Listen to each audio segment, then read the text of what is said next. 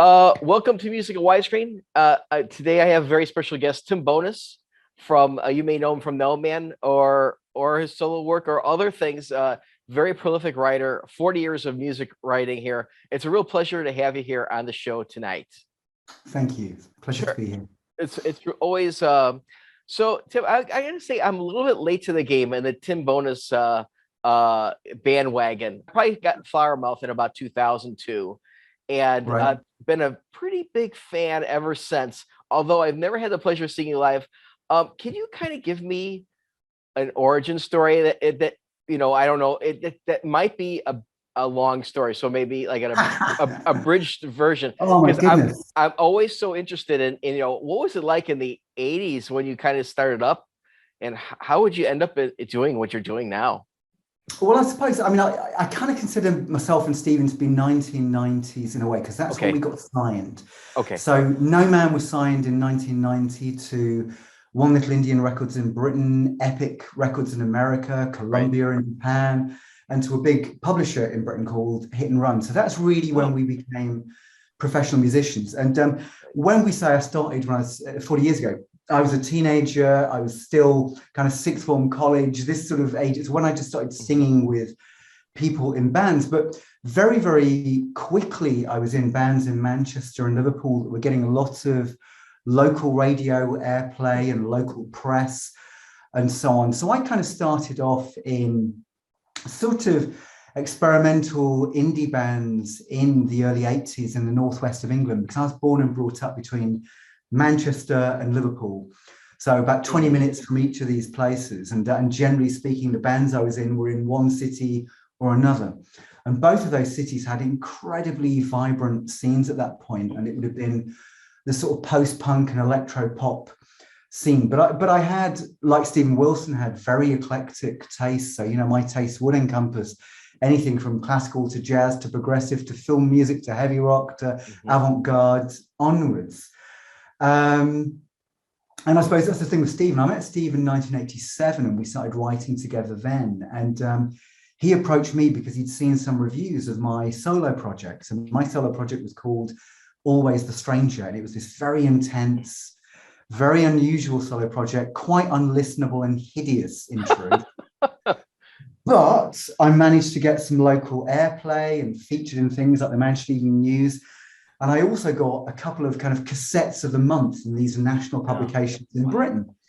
And Stephen read one and it had my address, and he wrote to me and said, "This sounds interesting. Would you like to contribute to one of my compilation albums that I'm putting out?"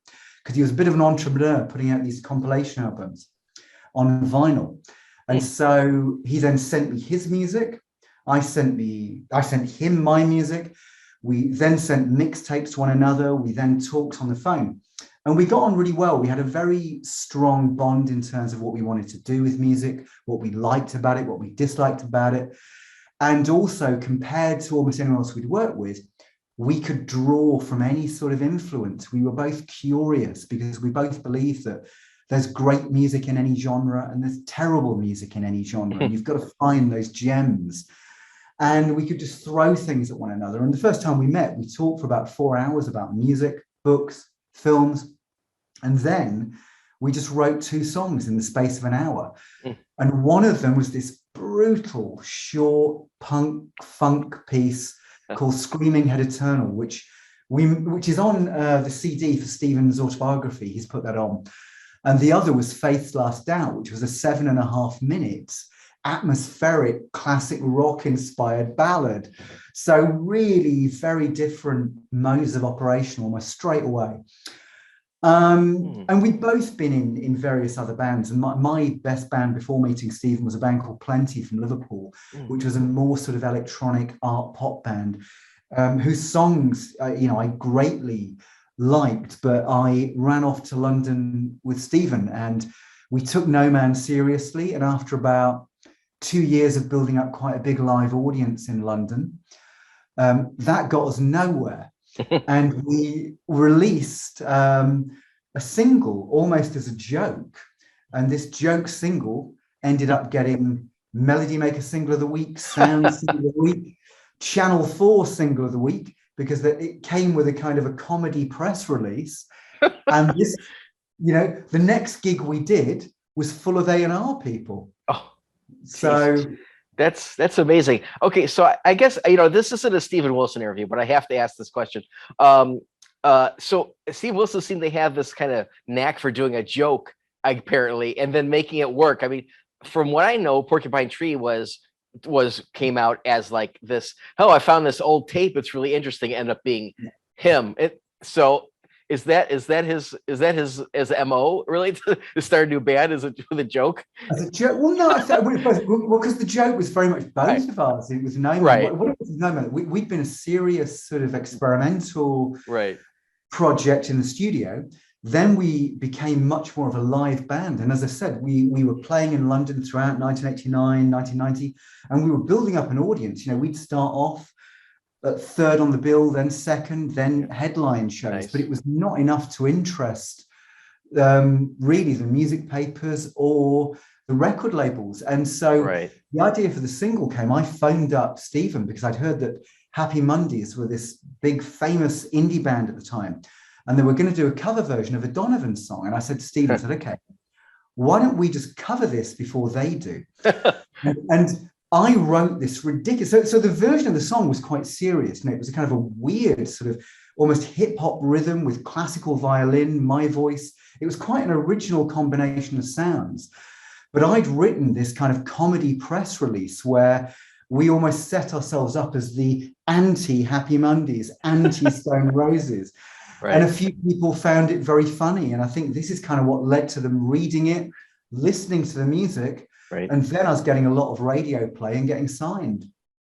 That's awesome. I mean, it's just, for me personally, I love hearing, that, bands make it via hard work instead of, just like an A&R guy throwing a lot of money at something it was a slow progression, getting bigger and better, and then people making their own judgment instead of, not that like A&R guys are great. I mean, John Mellencamp, they signed him to a four album deal, and they let him work it out, type of thing. Yeah. So I don't want to be just like like saying, oh, that it's all bad, but obviously we live in a time since the Monkees, our whole life, really, basically, where there was always this kind of thing that music, the marketing was manufacturing and marketing and not musicianship to get things out there and appreciated, right? And it was true. And when we got signed, we were kind of abused to a degree by the record label. So we were signed on the back of what was a fashionable indie dance scene in Britain. But what we did, as soon as we got that record contract, our first single was a 6.5-minute multi-sectioned piece. We were determined to do what we wanted to do. But, we were forced into big studios with producers so our record company in Britain, One Little Indian, their big bands were the Shaman and Bjork at the time from Sugar Cubes. So they put us in the studio with their engineers and so on and tried to manufacture, but we always kind of fought against it in a way. And when we signed to Epic in America, the first single they released there, they did a variety of remixes from fashionable remixes that we hadn't agreed to. We ended up in the top 40 Billboard dance chart for quite a few weeks with these mixes that we hated, but what that made us was even more determined to make the music that we wanted to make, really. And so with our second album, we took the record company advance and we paid for our home studio. We decided to work with musicians we loved, like Robert Fripp. This is Flower Mouth, the album. Right. In 1994. So we worked with people like Robert Fripp, Mel Collins, Ian Carr, who was like Britain's answer to Miles Davis, Jansen, Barbieri, and Khan. We worked with people we respected. And we started the album with a 10.5-minute rhythmless piece, Angel Gets Caught in the Future. And it was funny, as soon as we played this to the record company, you could see the dollar signs were falling from their eyes, But the irony is this, that album sold considerably more than the one that they'd had more input on. Right. Even though there was less marketing money, because people listened to it as music. We just thought, if this is the only opportunity we've got on a big platform, let's just make the music that we love. And if it fails, Mhm. fantastic, because we still have a beautiful album that we want to listen to. Right. I mean, that's very British. Whenever I think about the Pythons, for example, it was, did it make those 6 people laugh? If it did, it went on the show, and so you have the same kind of feeling for that. And I mean, it really has to be that way, because I'm a software developer and I can throw an update out there if there's a problem. But when you're a musician, especially in the 90s, you have like the gold disc, right? And this is the master. This is what everybody's going to hear. Does not change. So I can't even imagine about making that decision to decide I'm done at this point, because I could just see it called in a board game arena, they call it analysis paralysis type of thing, where you could just never give it out to the world. Is that ever a problem for you?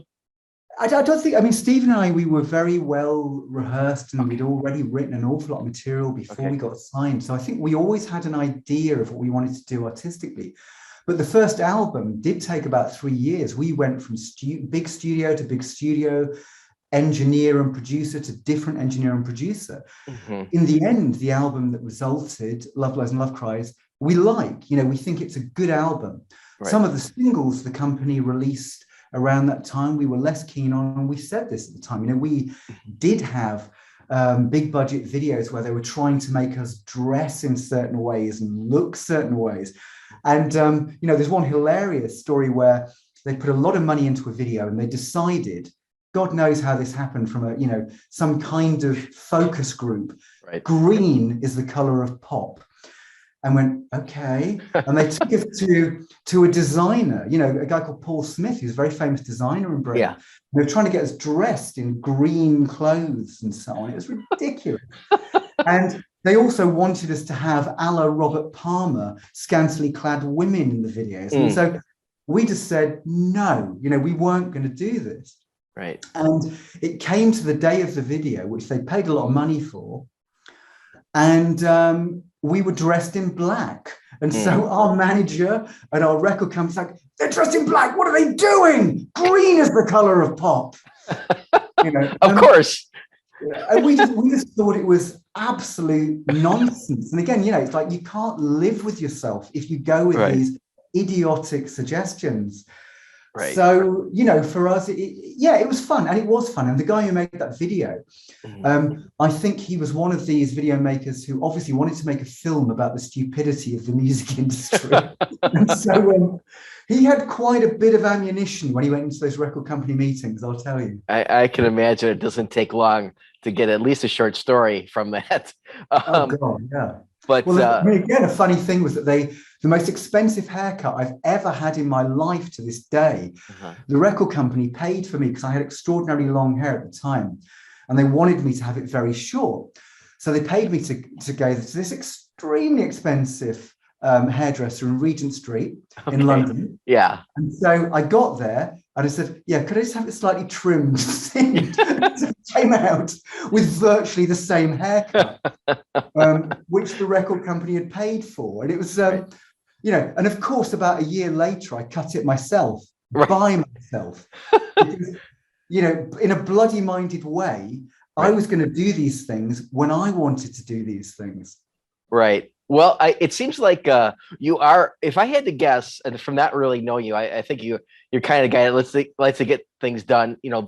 If it's going to be done right, I'm going to do it type of scenario. But this album, I'm going to segue to this album. It seems like you've kind of given out some more things, right? I mean, you're not doing the drums yourself. You got a drummer. I think you have a female vocalist maybe doing some backing vocals that maybe you would have done in the past.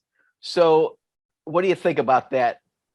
Well, I think this is a very different album. I think every album I make is always a reaction to the previous album. And Late Night Laments, which I released in 2020, was a very atmospheric, very downbeat album, which was exactly what I wanted to make at that point. And it started off with a demo called One Last Call that absolutely defined the parameters of the album musically and emotionally.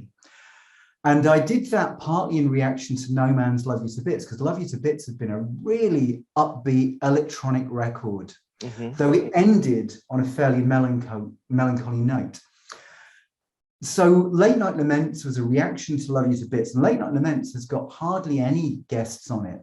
Mm-hmm. Really is, myself, my co-producer Brian Hulse, a guy called Tom Atherton playing vibraphone. Very, very few guests on it. But on this album, I'd spent, as with Late Night Laments, 9 months not writing a thing because I just wanted the ideas to come to me. So Late Night Laments, I'd not written anything for 9 months. Then One Last Call came to me, and then the album flowed. Okay. After I'd finished that, I felt really drained by it. It was quite an emotional album. And I didn't write anything again for 9 months. And then I wrote this piece called Lost Player, and everything flooded out. I wrote about 5 pieces in a month or two, some on my own, some with Brian Hulse, some with Richard Barbieri. The 2 with Richard Barbieri haven't been released yet. Okay. And basically, again, it was looking to be in opposition to Late Night Laments. If Late Night Laments wanted to be very much a focused, atmospheric album within limited musical and emotional parameters, this wanted to be all over the place, hence Butterfly Mind. It wanted to be eclectic, surprising. I wanted to surprise myself. I wanted to surprise the listener. And also I decided with this album that I wanted a permanent rhythm section on it. So I got a guy called Richard Jupp, who is in a band called Elbow, who are very famous in Britain. Right. He's a brilliant drummer. And I've always felt he's very underrated, really versatile drummer, one of the truly great British drummers of the last 20 years. And I wanted to give him a different context to work in. Then there was Nick Beggs, who's an astonishing bass player who's worked with Stephen Wilson, Kajagoogoo, Steve Hackett, Howard Jones. Howard Jones, yeah. So many artists in such a diverse way. And I got him. I was going to use my regular bass player, who's Colin Edwin, who you might know, ex-Porcupine Tree. But I was talking to Stephen Wilson about this, and he said, well, look, if you want to do something different, you want to surprise yourself, get Nick on this. Colin will do you exactly what you want, and he'll be brilliant. But Nick will surprise you. But that's why I got Nick, and indeed he did. And so then for other tracks, I just kind of could hear solo voices. So there's all sorts of people, from Ian Anderson of Jethro Tull, Dave Formula of Magazine and Visage, as you say, Martha Goddard, who's in an up-and-coming Liverpool band, the Hush Tones, on backing vocals. A guy called Devin Dunaway, who's a New York-based R&B singer. So people are coming from very different backgrounds, and I wanted very different energies and voices. So it really is a combination of me throwing things out there and people pouring things on top of it. So it has a variety of different energies, and that's what I wanted with this album. Well, yeah, certainly have it. It's interesting, because obviously it's very, maybe concept is not the right word. Maybe themed album. It's very cohesive. Let's say that it's a cohesive album, and certainly we have the album bookended, kind of like, it's like my favorite thing. I think if I was writing music, I'd always do what you did in this album, which is maybe split a song into two, kind of like one of the first albums I remember is Paradise Theater from Styx, from my hometown. And I love the bookending of that album, and you do that in this album. So it's a little bit dystopian, let's say. I think I've only had the album for 24 hours. I've got maybe 4 listens into it. Was there any worry that, we've been through a lot the last couple of years, and right now, is there any worry that maybe this is a little bit dark? I find myself watching like lighter TV shows right now, because I'll watch something like Ghosts or Outlaws, two sitcoms you may have heard of, and I'm not watching things that are a little bit heavy, So is there any worry about it, this being dark and during dark times? There's always a worry. I mean, Late Night Laments was very dark, and Late Night Laments very much had this concept of somebody, in a way, trying to listen to their favorite music while reading their favorite book, headphones, but in the background, while they're in the comfiest chair in this cozy room, you've got the 24-hour news channel. And that 24-hour news channel is rolling, and none of it's good. And of course, at that point, when I was finishing off Late Night Laments, the pandemic was very much in the foreground. Right. No, that was before there was a I think that was before there was not an antidote, it's not the right word. The vaccine. No vaccines at that point. Yeah. So with this album, with that album, there was very much almost the world from the background punching the back of this person's head as they're trying to lose themselves in a sitcom like Killing It, or all sorts of possibilities. They're losing themselves in their favorites to try and find comfort. And with this album, it's kind of facing it more head on. And I think the thing is, I've got, my son was 9 when all of this started, and his education was shattered throughout this. And there have been terrible mental health problems amongst his age group. Right. And my partner, she's very similar to you, that she cannot watch anything dark, dystopian, read it. Whereas I've always, I had quite a difficult childhood, really. But for whatever reason, I was always drawn to dystopian fiction, dystopian films. It's always been a part of my DNA, but rarely has it come through in the music. And you're right, on this album, perhaps because of the world we're living in at the moment, there were aspects of me facing head on, political protests, dystopian nightmares in certain countries. And I'd also reread George Orwell's 1984, which is a brilliant novel and still seems, tremendously perceptive in terms of the way in which people manipulate psychology and politics. And I'd read another couple of dystopian novels, a brilliant one by a female writer called Kay Dick called They, in which it's a Britain of the late 1970s, and the world is getting smaller and smaller, and art, individuality, freedom of expression is being crushed by they. And then there was another book called The Hopkins Manuscript by R.C. Sheriff, and this was about a world devastated by the destruction of the moon and then the political dysfunction that follows that. I'm sure it was a combination. Rather than what my partner does and what you've been doing, I've just been head first into the heavy stuff. And I guess aspects of that have come through, but I always hope with my music, I think with this album, part of it is really quite dark. Certainly the opening and closing are dark. But I think that there are moments, even if the lyric is fairly negative, where the music is quite upbeat and pummeling. So a track like Always the Stranger, I hope has a real positive energy. And a track like Dark Nevada Dream may not be the most positive of lyrics, but I think that musically it has more of an open, bittersweet quality than it does a totally melancholy or dystopian quality.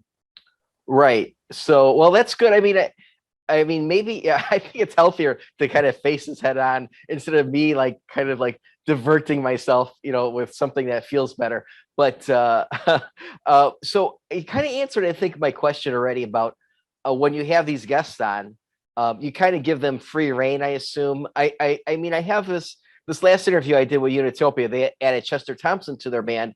And Chester he asked them, "Do you want me to play it like kind of like in a drum machine?" They're like, "No, as a matter of fact, let's not send you it with the drum machine. We want to leave you free to do what you want." I assume that's what because if you want Nick Beggs to surprise you, I assume that was the theme throughout all the guest artists. Just take this and do what you want with it, right? It's a combination. Okay. Really, it's a combination. So usually I've got a very strong idea of what I want from the musicians, and I'll say, okay, this is what I want. Okay. This is where I want it. Okay. Then I'll say, now you give me what you think the track needs. Right. So it's usually a combination of those things. Although in one track, Always the Stranger, that was one that I'd written, and I'd written this actually almost entirely out of me playing synths and using samples. And I then got everybody to replace the samples with real instruments, real playing in real time. Right. So it had an entirely different energy. So it varies from track to track, but Always the Stranger isn't particularly that much different from the demo, apart from its real musicians bringing the track to life. Right.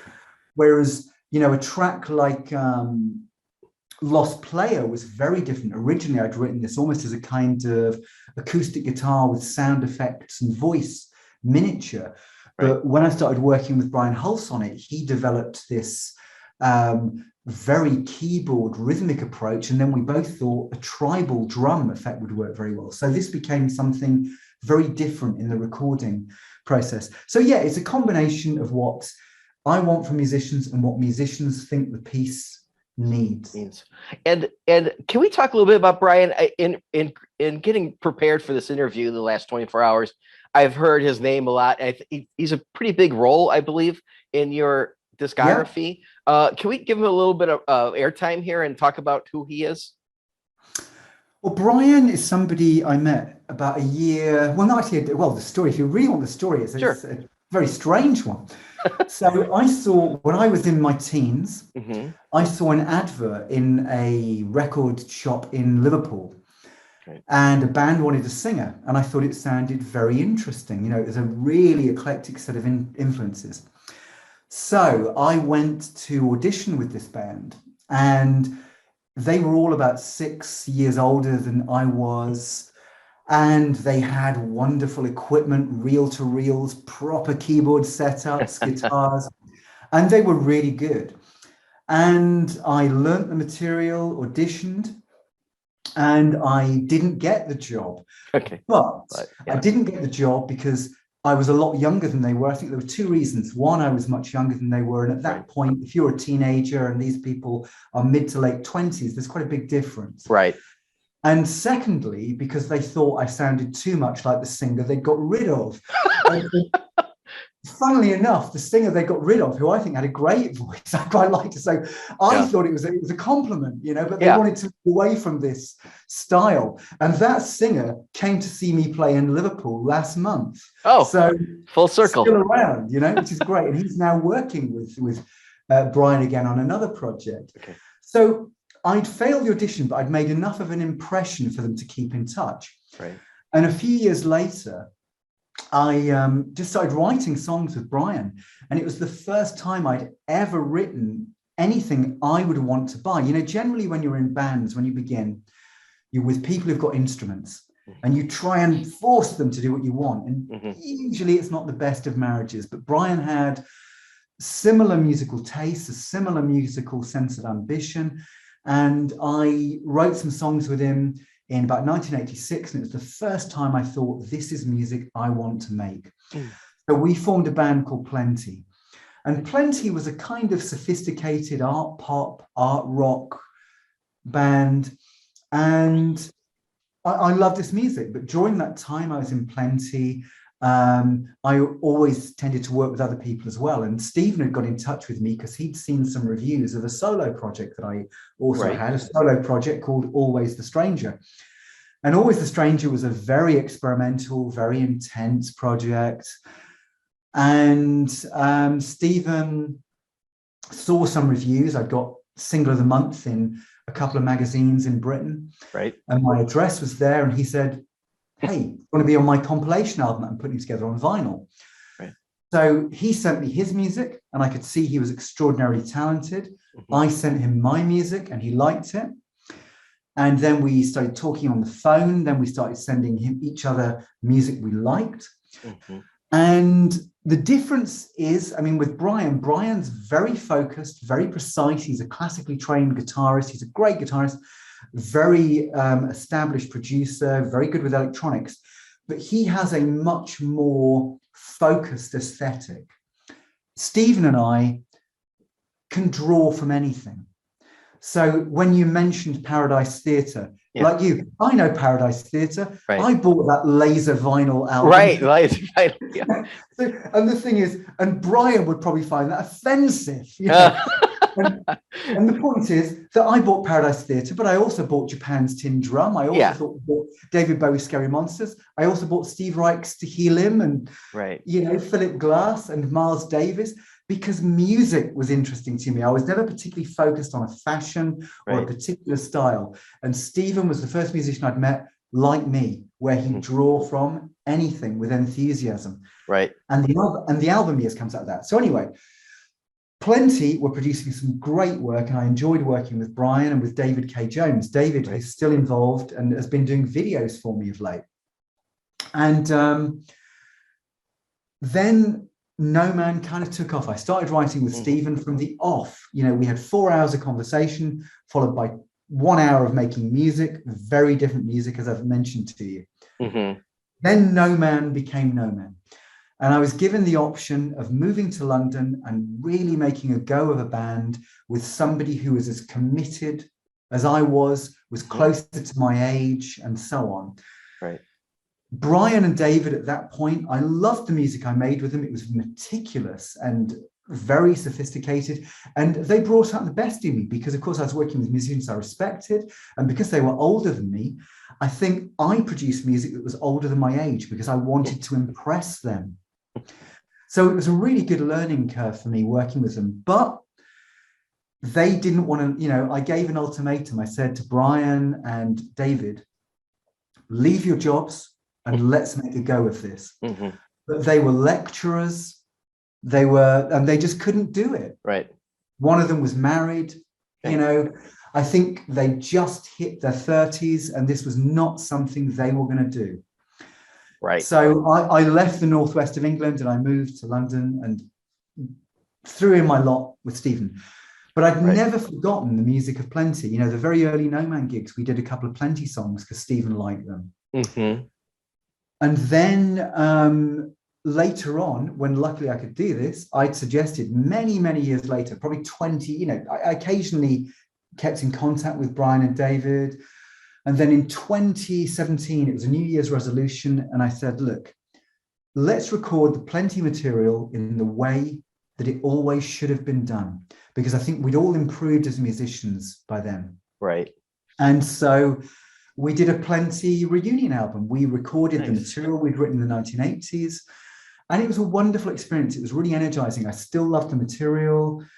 And we worked with Jakob Holm Lupo from White Willow. He was doing the mixing. And it was a really, really nice experience. Right. And Brian and I just kept on writing. And that bled into Flowers at the Scene. So every album I've done since 2018, Flowers at the Scene, Late Night Laments, and the new album, Butterfly Mind, I've co-produced it. Brian's been my kind of right-hand man. Right. And the material has either been music that I've written myself completely, so, you know, songs that I've kind of brought to the table in a full form, or material I've co-written with Brian. Right.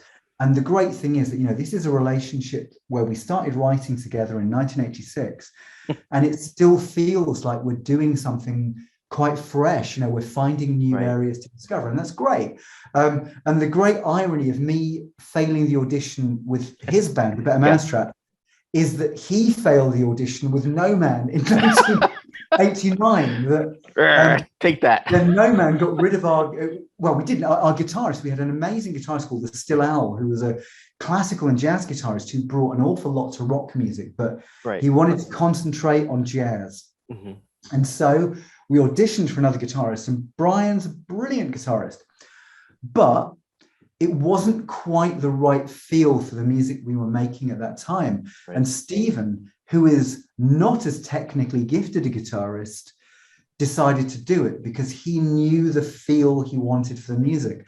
So Stephen transferred from keyboards to guitar in No Man on the live gigs.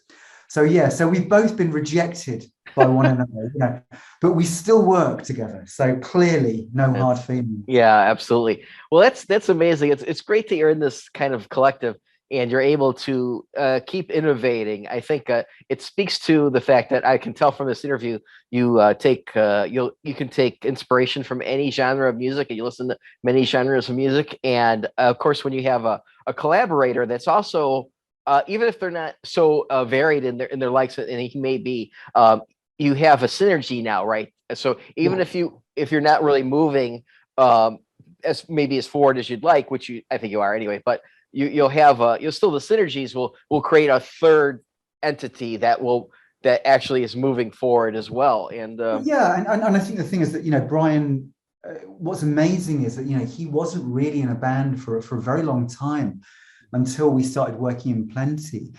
And he's grown at an incredible rate. You know, he absorbs new influences, new sounds, new technology. And so with Late Night Laments, I had a very strong idea from the beginning of what I wanted. As I mentioned, I'd written One Last Call, and I knew I wanted to do something that operated in a particular set of sounds and emotions. Right. And I'd written a couple of songs, sent them to him, and within a week, he'd sent me 2 or 3 other pieces that really followed this. Right. And also did something fresh with it. So, you know, he picks up on the cues very nicely. And so with this new album, once I'd written Always the Stranger, you know, this then inspired him to sort of provide me with something, let's say, like Only a Fool, which was very different for him. Mm-hmm. So, you know, we were both kind of learning and surprising each other. So, yeah, it's definitely an evolving relationship. That's great. You know, I saw in the press notes that this is maybe your most eclectic album per the label, or your words. I'm not sure. What album did it usurp as being the most eclectic for you, do you think? Oh, in terms of well, I think my albums tended to be more. So, you know, if you listen to an album like Memories of Machines, it again, you know, with Giancarlo Era, it works within set parameters emotionally and musically. And that's great because, you know, I always come back to melancholy ballads. You know, whatever I do, whether I do the disco epic with No Man, Love You to Bits, I will always come back to melancholy ballad. But what I hope is when I come back to that melancholy ballad, I've learned something different. So Late Night Laments was an album of melancholy ballads, but I don't feel it was like anything I'd done before. So my albums have tended to. So something like Love You to Bits is fairly upbeat throughout. There are shifts, there are dynamic shifts, especially the coda, but it's pretty consistent. Late Night Laments is consistent. My most conventionally progressive album, Lost in the Ghostlight, is fairly consistent. There'll be outliers, there'll be the odd experimental or aggressive outlier, but generally it's very consistent. I think this album, Flowers at the Scene, Stupid Things That Mean the World, of my solo albums, they can go from electronic noise to funk to ballad onwards. So I think, and No Man's Wild Opera, I think No Man's Wild Opera is one of the most eclectic albums I've ever done. And as I said, I think that what it does, I go through phases of wanting very much to make a specific sound and specific album, and then wanting to throw that out of the window and see what happens. Right. No, that's cool. I think that seems to work for me as a listener. I kind of like it when it's basically there's a game plan, and then but we're not beholden to that game plan. Let's see as new information comes in, which is actually performing or writing a song. Let it add to the zeitgeist, as it will, and let's see. Do I still feel the same way about the upcoming track or what, or the whole thing? Right. So let's talk a little bit specifically about this album. The release date is forthcoming. I think it's the end of the month, 29th or something like that. August 5th. August 5th. Okay. Oh, all the way over. Okay. And I ask this question sometimes that they don't know, but I think you will know. What's it available on? Is there a couple of different vinyl releases and a CD downloads? How does that all work today? Yeah, it's available on transparent green vinyl, which is exclusive. Oh, green, the rock, the color of rock. The color of rock. So exclusive transparent green vinyl from burningshed.com. Okay. It's available on black vinyl, and the vinyl edition is in a special die-cut sleeve because for me, presentation is so important. I think especially in this era of streaming or computer screen, you've got to do something what the computer screen can't do, what listening to music on a file can't do. So for me, I've always been obsessive about album structure, album packaging, but I've become more obsessive about it in the age of streaming because you've got to give people a reason to fall in love with something and want to buy it rather than have this reduced computer experience. Absolutely.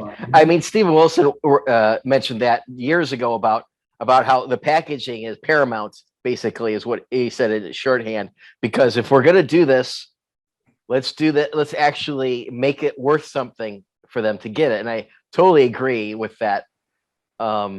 Exactly. And we've always, both Stephen and I have always been lovers of packages. And I think I mentioned, one of the first albums I ever bought was Wish You Were Here by Pink Floyd. And, the music was enhanced by that enigmatic package, the Yes. meanings of the lyrics. Right. And it's something that I could stare at for hours. Right. And then again, this bin bag cover giving way to intriguing inner cover images, giving way to postcards. Right. And it was all clues and insights into this quite complex music. And Stephen and I are both victims of that, if you like. Like Curly from the Three Stooges, we're victims of circumstance. That's right. That is right. Well, I will. It's wonderful to hear that, especially with you having a burning shed as well in your pantheon of things here. It's great that you take the dedication for the packaging as well as the music. And absolutely, I think it's the CD as well. It's a special digipack that opens up several times, plus booklet with lyrics. And also a double CD where there's an alternative view of the album. So basically, what you have is disc 1 is the album as mixed and mastered by Stephen Wilson. Disc 2 is the album as mixed and mastered by Brian Hulse, plus 2 of my raw home demos, which are very different from anything else, and awesome. An outtake from the album, an outtake which probably is as good as anything on the album, called Clearing Houses. It was arguably the strongest lyric, and this is how I got Ian Anderson involved, because it was a very nostalgic piece about somebody clearing houses, this ritual when somebody is moving or somebody has died and you're moving these things. And I always find it especially poignant, when I'm walking around houses, say when I've been in the situation of trying to buy a house or rent a house, and especially when I see abandoned prams or abandoned toys or old technology, or the things of this pencil lines on doors marking the growth of the children. And I don't know why, I just always find these things pretty devastating. And so I wrote this song, Clearing Houses, and it had a nostalgic, almost folk feel, and I'd asked Ian Anderson to play tin whistle on it. And he agreed. Nice. And then played flute as well. And so that's on the second disc. So again, I take every aspect of it, even the outtakes are taken seriously. And, as far as album length is concerned, because I've always believed that the classic album is 38 to 43 minutes, all of my albums fall in between that. And I can sometimes take 1 to 2 months on structuring the album. When you were talking about the song cut into, it's, pathetic. I agree. It's like King Canute holding back the tide, or like the tide of Tidal, the streaming company, I'm holding it back. Because I still believe in this stuff and love this stuff. And I still buy LPs and CDs, and I still absolutely adore immersing myself in music properly. That's wonderful. It's really wonderful here, because I'm the same way. And let's kind of, let me make sure that I have that all in one place, because I think the packaging of this is actually can't be overstated. So we've got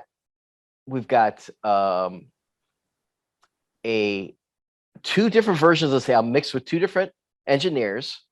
We have we have two demos. We have outtake that is really not an outtake. It just didn't fit the 44-minute thing. Yeah, exactly. It's one of these things where sometimes, with albums, because you have to be brutal, that sometimes you knock out some of your best tracks because the flow of the album's destroyed. Or it's too like something else which fits better. Right, exactly. So I think that this is a very important release for people to really get their head to think about purchasing. And of course, you can buy this at Burning Shed and among other places, but I think Burning Shed is going to be the best for you if people buy it there, I assume. Certainly for the artist, but in some ways, when you make music that you believe in and you put it out there, what you want is even for one or two people to feel this is important to them, that it's moving to them, that that was it. That when I first got into music, books, films, when I was this kind of troubled teenager, it provided me with an essential escape and an essential nourishment and education.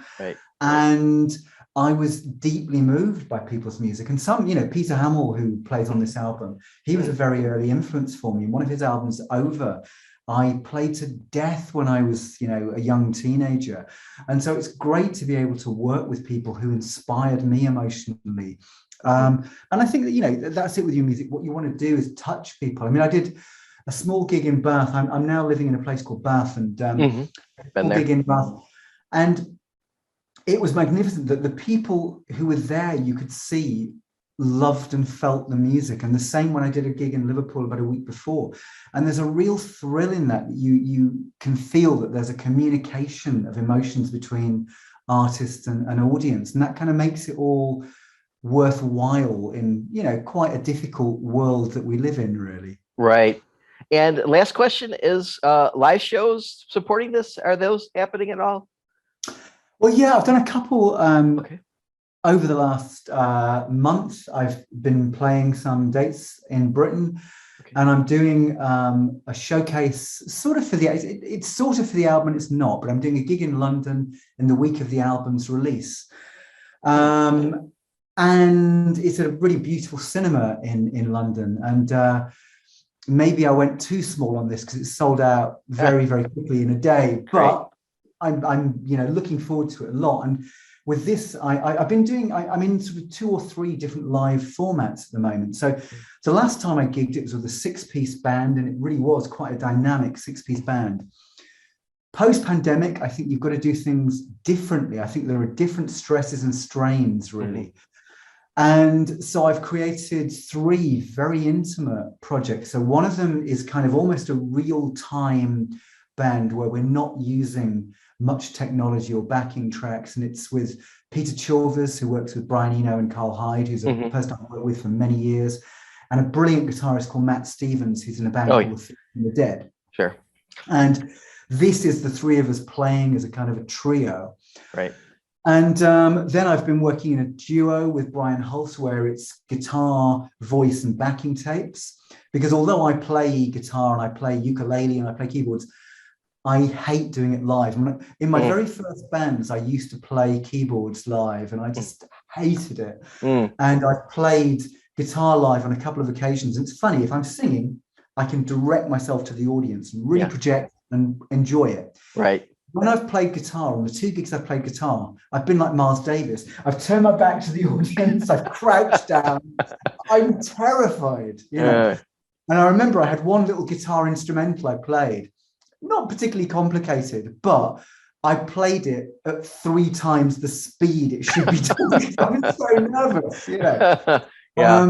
So I can sing live, but playing an instrument live kills me. And then there's another, we want to do a variation on that one, where it's going to be myself, Brian Hulse, great drummer I've worked with over the years called Andrew Booker, but this time on electronic drums.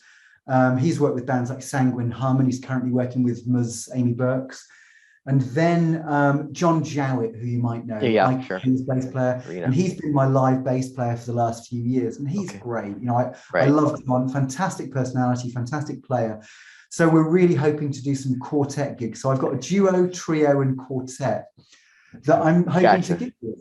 Okay, so I have to ask you: is your George Formby impression in any of those setups? I did actually live. I have been doing it because actually on a couple of tracks, I play ukulele. So the story is that George Formby, who always had this kind of working class northern attitude in his films, and he was seen as man of people. He actually lived in the mansion house in the village I was brought up. So I used to pass this when he was a kid, when he was, because his father was a famous music hall entertainer. So his father bought an enormous house in the village that I was brought up in, which was actually quite a nice village in between Manchester and Liverpool in Cheshire. And so, a lot of this idea of, it turned out nice again. Of course it turned out nice again when you were brought up in that way, And I'd pass it when I went to school. But, because he was a local hero, I've been to museum exhibitions, I've listened to the music. He's quite a skilled banjo player. He's quite a good comedian in his own way. I'm not going to belittle his talents. I'm only saying that he's kind of putting on a front that perhaps isn't quite as accurate really, as it seems. Okay. And yeah, so I played ukulele partly because my son was learning it at school, and I thought, you know what, I want to learn this instrument. It's in my DNA, it's in my history. Yeah. So I started playing it, and I wrote a few songs. And when I was using it on tracks like Rainmark, I was almost using it in a kind of a harp-like way, because it's got quite the electric ukulele's got a beautiful tone, and if you play arpeggios on it, it almost sounds like a harp. So when you hear harp-like sounds in my music, it's often ukulele. And also, you know, putting ukulele through effects pedals, suddenly you're in a totally different universe. And so yeah, I learned this, and a couple of weeks ago, after I'd done the gig at Liverpool, I finally took my son to my home village of Stockton Heath, and we went to the blue plaque, which inevitably said, you know, George Formby was brought up here, and beneath it, turned out nice again. And Nice. what was really funny is, as we're posing for the photographs, 3 people are going past going, or, you know, that was good. Or cleaning windows, are you? Yeah. So everybody had a George Formby imitation as they walked past. So it was a wonder that we didn't collapse into gales of laughter, really. But well, the new album is Butterfly Mind, and I'd like to thank you for being here with me, Tim. And it's just great to have you here to learn a little bit more about the music. And I hope that all goes well for you in this. If you could stay on with me after I stop recording, that would be great. okay. And I hope that the tour and everything goes well, and that the album sales are great, and we'll sure they will be. Thank you. Well, I'd love to play in the Windy City, obviously. That's why I want you to hang with me. All right. Thank you very much. And we'll talk to you soon. All right.